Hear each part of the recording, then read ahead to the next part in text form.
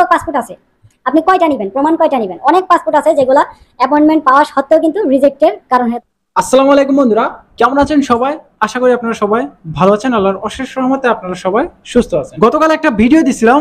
এই ভিডিওটা দেওয়ার একটা উদ্দেশ্য, সেটা হলো মানববন্ধন নিয়ে। আগামী 26 থেকে 31 তারিখ পর্যন্ত একটা মানববন্ধন কর্মসূচি পালন করা হবে। এম্বাসি থেকে যে আপডেটগুলো দেওয়া হয়েছিল, সেই আপডেটগুলো অনুযায়ী কিন্তু আমরা তেমন পরিমাণে সাড়া পাইতেছি না, মানে ভিসার পরিমাণটা খুবই অল্প।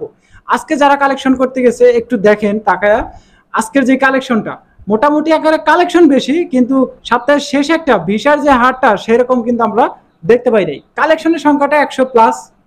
আজকে 3টা ভিএফএস গ্লোবাল থেকে সপ্তাহের শেষে। তো আজকে সর্বশেষ কেমন পরিমাণে ভিসা পাইছে সেটা কিন্তু আজকের এই ভিডিওতে ছোট্ট করে জানানো হবে।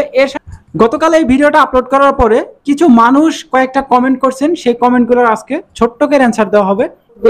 এই পাসপোর্টগুলো আলহামদুলিল্লাহ ভিসা কিন্তু পাইতেছে, কালেকশন করতেছে, ভিসা পাইতেছে মোটামুটি আকারে বেশ ভালো পরিমাণে একটা কালেকশন। আজকে কেমন পরিমাণে অ্যাপয়েন্টমেন্ট পাইতেছে, অ্যাপয়েন্টমেন্ট পায়া জমা করছে, সেই পাসপোর্টগুলো আবার ডাইরেক্ট রিলিভার কালেকশন দিয়ে রিজেক্টও করে দিতেছে। তো আজকে অ্যাপয়েন্টমেন্টের এই বিষয়বস্তুগুলো নিয়েও কিন্তু আজকের এই ভিডিওতে ছোট্ট করে আলোচনা করা হবে। দেখেন, এই আপডেটটা কিন্তু গতকাল দেওয়া হয়েছিল এম্বাসি থেকে।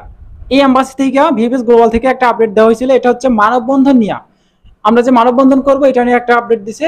এটার পক্ষে না ভিএফএস গ্লোবাল, এটার পক্ষে না। তাদের মতো করে তারা কাজ করবে, কবে দিবে না দিবে তাদের কোনো হুশ জ্ঞান নাই, মানে তারা হুশ জ্ঞান একবারে হারাই ফেলছে। এদের নিয়ে আর কথা বলতে গেলে ভাই নিজেরই একটা নিজেকেই নিজে একদমই পুরো ছোট মনে হয়। হ্যাঁ, একদমই ছোট মনে হয়। কি বলবো, এদের নিয়ে আর কোনো কথা বলার কোনো মুড নাই। আচ্ছা, এইটা এখন বাদ দেওয়া যাক। আজকে গতকাল কিন্তু বেশ কয়েকটা পাসপোর্ট, হ্যাঁ, যারা রিটার্ন পাসপোর্ট পাইছিল এরা আবার পুনরায় জমা করে এই যে এই পাসপোর্টগুলা গতকাল কিন্তু ভিসা পাইছিল। আজকেও কিন্তু মোটামুটি আকারে যারা যাইতেছে এই যে এই পাসপোর্টগুলা এরা কিন্তু ভিসা পাইতেছে। তো এইগুলা সর্বশেষ যে আপডেটটা সেটা আমরা রাত্রেবেলা একটা ছোট্ট করে ভিডিও দেওয়ার চেষ্টা করবো, সেখানে আপনাদেরকে ক্লিয়ার করে দিব। আচ্ছা, আরো কয়েকটা ভিডিও ফুটেজ, আরো কয়েকটা ভয়েস আমাকে পাঠানো হয়েছে যে ভাই ভিসাটা পাইছে চট্টগ্রাম ভিএফএস থেকে। তো আপনারা ভয়েসটা না শুনলে হয়তো বুঝতে পারবেন না, তো আমি ভয়েসটা এখানে দিতেছি, আপনারা একটু কাইন্ডলি শুনে নেন। আমার ফ্রেন্ডের ছোট তার বিষয় হয়েছে আজকে ভারী শহরে আর কি 2024 অবস্থা। পরে অ্যাপয়েন্টমেন্টের জন্য তারা মেল করছিল, মেল করার পরে গত সপ্তাহে মেলের আনসার পাইছে। আজকে চট্টগ্রাম থেকে আবার ভিসা কালেক্ট করছে, স্পন্সর ভিসা ভারী শহর। যাক, আপনারা বুঝলেন যে স্পন্সর ভিসা 22 অক্টোবর আমার ফ্রেন্ডের ছোট তার বিষয় হয়েছে আজকে 22 অক্টোবর তার জমাটা দেওয়া ছিল 2024 সালের ভিসা। আজকে কালেকশন করে কিন্তু চট্টগ্রাম থেকে ভিসাটা পাইছে। আমি ভয়েসটা আরো একবার শোনাইতেছি আপনাদেরকে, যদি না বুঝতে পারেন ভয়েসটা আরো একবার শোনেন। ওকে, আমার ফ্রেন্ডের ছোট তার বিষয় হয়েছে আজকে ভারী শহরে আর কি 2024 অবস্থা। পরে অ্যাপয়েন্টমেন্টের জন্য তারা মেল করছিল, মেল করার পরে গত সপ্তাহে মেলের আনসার পাইছে। আজকে চট্টগ্রাম থেকে আবার ভিসা কালেক্ট করছে, স্পন্সর ভিসা ভারী শহর। যাই হোক, মোটামুটি আকারে আপনারা বুঝলেন যে যারা যাইতেছে কালেকশন করতে মোটামুটি আকারে বেশ ভালো পরিমাণে একটা কালেকশনের সংখ্যা দেখতে পাইছি, এবং এরা কিন্তু ভিসাও পাইতেছে। সর্বশেষ আপডেটটা আমরা রাত্রেবেলা জানতে পারবো, তখনই আপনাদেরকে জানার চেষ্টা করব। আরো একটা আপডেট আছে যেটা হলো অ্যাপয়েন্টমেন্ট নিয়ে একটা আপডেট আছে। অ্যাপয়েন্টমেন্ট নিয়ে যে আপডেটটা সেটা দেখলে হয়তো আপনাদের পুরো মাথা ঘুরে যাবে। কেননা অ্যাপয়েন্টমেন্ট দেওয়ার কথা, কিভাবে দেওয়ার কথা, অ্যাপয়েন্টমেন্ট দেওয়ার কথা যাদের নুলওয়াস্তা অরিজিনাল তাদের কিন্তু ইমেইলের মাধ্যমে, ওয়েব ফর্মের মাধ্যমে আপনারা যদি অ্যাপয়েন্টমেন্টের জন্য অ্যাপ্লাই করেন তখন আপনাদেরকে একটা ডেট দিয়ে দেয়। এরপরে ভিএফএস গ্লোবালে গেলে টাকা পয়সা নিয়ে জমা টমা দিয়ে আসেন, হয়তো 8-10 হাজার, 20 হাজার, 15-20 হাজার করে টাকা লাগে। কিন্তু দেখেন, অ্যাপয়েন্টমেন্ট যখন আপনি অ্যাপ্লাই করবেন তখন কিন্তু আপনার অরিজিনাল নুলওয়াস্তা না হইলে আপনাকে অ্যাপয়েন্টমেন্ট দিবে না। তারপরেও কিন্তু এরা অরিজিনাল নুলওয়াস্তা না, ফেক নুলওয়াস্তা, মালিক টালিক কিচ্ছু ঠিক নাই, তারপরেও কিন্তু তারা অ্যাপয়েন্টমেন্টগুলো দিতেছে। আপনাদেরকে একটা ভয়েস শোনাইতেছি, তাহলে কিন্তু আপনারা বুঝতে পারবেন। ওকে, আপনারা একটু কাইন্ডলি স্ক্রিনে ফলো করে নেন। একটা ভয়েস ক্লিপ আমি আপনাদেরকে দিতেছি।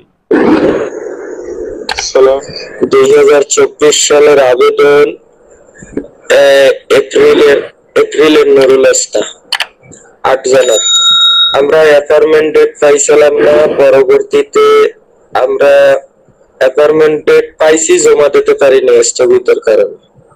পরবর্তীতে আপনারা যে একটা আন্দোলন করলেন, ওই আন্দোলনের টাইমে সই আপডেট করতে বলছেন, ওই টাইমে আমরা আমার মাধ্যমে জানাইছি যে আমাকে এই কাগজটা রিইস্যু করা লাগবে। পরবর্তীতে আমাদের মাধ্যম আমার মালিককে বলছে যে অ্যাপয়েন্টমেন্ট ডেট যেহেতু পাইছে, লোকজন জমা দিতে পারে নাই, এটা অনেক টাইম লাগবে, টাইমের প্রয়োজন, এইভাবে রিইস্যু করা যায়। পরবর্তীতে মালিক বলছে যে আচ্ছা এটি দেখতে আছে। এরপরে কিছুদিন পরে মালিকে যাইয়া প্রেফেক্টুরায় যোগাযোগ করছে, এরপরে বলছে যে তোর কাগজগুলা প্রক্রিয়াধীন অবস্থায় আছে, সেটিং এর ভিতরে আছে, চেক হয়ে গেলে পরবর্তীতে তুই অ্যাপয়েন্টমেন্ট ডেট পাবি, একটু ওয়েট কর। পরে এক সপ্তাহ পরে মালিক রে আবার এগেন যাইয়া প্রেফেক্টুরা থেকে মেল করছে, তুই যদি এই লোকগুলো নিতে চাও তাহলে কনফার্ম কর। কনফার্মের মেসেজ দেবো, পরে কনফার্ম করে দিছে। কনফার্ম হওয়ার পর এরপর দিয়ে কাগজগুলো রিইস্যু হয়েছে। রিইস্যু হইয়া 24 সালের কাগজ 25-এর ডেটে আসছে। গত মাসের 29 তারিখ আমরা আমরা 24 তারিখে মেল করি। এরপরে যাইয়া আমরা এক সপ্তাহ পরে 8 জনে একই দিনে ডেট পাই এবং 8 জনে একই দিনে আমরা জমা করে এসি।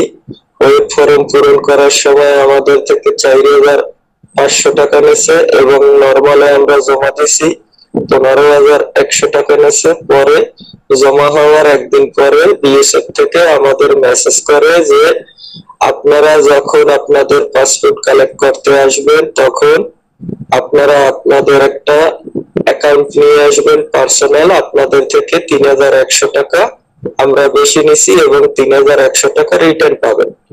পরবর্তীতে আমি জিজ্ঞেস করছি আমাদের ডেলিভারি কবে দেবেন, পরে বলছে যখনই হয় তখনই আপনাদের আমরা ডাকবো। আজকে আমাদের টোটাল যাইয়া 6 দিন হয়েছে জমার ডেট। ইনশাল্লাহ ভিসা পাইলে বাকিটাও আমি ইনশাল্লাহ আপনাদের মাঝে জানাবো। কেমন? সবাই আমাদের জন্য দোয়া করবেন। আসসালামু আলাইকুম। আচ্ছা, এখানে সেই ভাইটা কমেন্ট করছিল যে ভাই এই যে টাকাটা বেশি নিল, এটার কি কোনো সমস্যা নাকি আমাদের থেকে বেশি নেওয়া হয়েছে? না ভাই, এর আগেও কিন্তু টাকা পয়সাগুলো বেশি নেওয়া হয়েছিল। এর আগে হয়তো বা 16,500 কত যেন 16,570 টাকা না কত যেন নিছিল। এরপরে দেখা গেছে আরো অনেকজনের থেকে 20,000 22,000 টাকা করেও নিছে। এরপরে ওই যখন পাসপোর্টটা কালেকশন করতে গেছে তার সাথে টাকাগুলো ব্যাক দিয়ে দিয়েছে। ওইটা কোনো কমেন্ট বক্সে আরো কিছু কমেন্ট পাইছি যে এই ভিসাটা যখন অ্যাপয়েন্টমেন্টের ডেটটা দেওয়া হইলো তখন কি তাদের নুলস্তাগুলা সব চেকিং করে দিছিল। দেখেন এই ভিডিওতে আপনারা ভয়েসটা শুনলেন যে সবকিছু কিন্তু সেই মালিক ওইখান থেকে পেপুত্রা থেকে ডকুমেন্টগুলো ওকে কইরা করছে এবং এম্বাসি থেকে বলছে কনফার্মেশন ইমেইল তাকে পাঠানো হয়েছে মালিককে। তখন মালিক সেখান থেকে কনফার্ম করে দিছে যে আপনার লোককে আপনি নিবেন। মালিক তখন বলছে হ্যাঁ নিব, তখন সে মালিক ওইখান থেকে কনফার্ম করছে। এবার এখানে একটা বিষয় হচ্ছে যে ভাই এরপরও কি রিজেক্ট হওয়ার সম্ভাবনা আছে কিনা। দেখেন আপনার মালিক যদি শক্তপোক্ত হয় এখানে কোনো রিজেক্ট হওয়ার সম্ভাবনা নাই, আপনি 100% ভিসা পাবেন।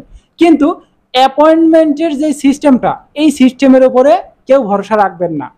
কারণ কি, যখন আপনার এই নুল্লাবস্থাটা অ্যাপয়েন্টমেন্টের জন্য যখন তারা সার্চ দেয়, যখন তাদের আপনার ওই প্রোটোকল নাম্বার দিয়ে তাদের ওয়েবসাইটে সার্চ দেয়, তখন কিন্তু যদি ওয়েবসাইটেও ওই প্রোটোকল নাম্বারটা না পায় তারপরেও আপনাকে কি করে অ্যাপয়েন্টমেন্ট দিয়ে দেয়।